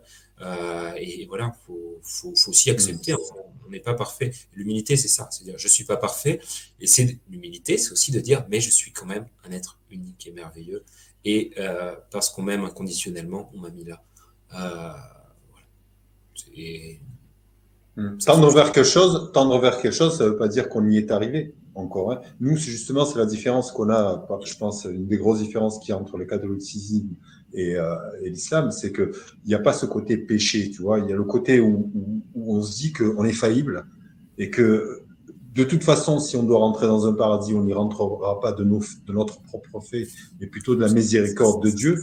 Mais nos intentions, en fait, si tu veux, comment te dire, le, nos intentions, le fait que nous, tous les jours, on refait nos intentions et tous les jours, on se dit, ben écoute, la journée d'hier, elle est passée, c'est pas grave. J'ai pas été tel que je devrais l'être. J'ai pas fait ce que j'ai pas atteint l'image que je me fais de moi-même ou l'idéal vers lequel je voudrais tendre, mais c'est pas grave. En fait, on atteint des paliers et c'est au travers de la pratique et c'est tous les jours. Tous les jours, on a une chance de changer les choses. C'est pas une fatalité. Je veux dire, faire une faute, faire une erreur, on est tous humains, mais c'est essayer justement comment est-ce que je vais essayer de m'améliorer. Et tous les deux, je pense qu'on est très loin d'être parfait, mais c'est pas ce qu'on dit aujourd'hui. C'est pas le but du. Mais on peut avoir envie de l'être, et ça, c'est très bien déjà. C'est l'intention, voilà. Et c'est tant que l'intention est là, ben voilà, on est défini par l'intention de nos actes. C'est pas ce qu'on fait, c'est l'intention qu'on a derrière. Ça me va. Bon, mais voilà, ça conclut très. Ben écoute, je suis ravi d'avoir échangé avec toi, Grégory. Hein. On n'avait pas de plan, hein. C'est parti comme c'est parti. On a fait ce qu'on avait à faire. Et j'espère que ce sera une vidéo qui sera utile pour certains. Tu as quelque J'espère. chose à ajouter? Bon, je pense qu'on peut s'arrêter là, et puis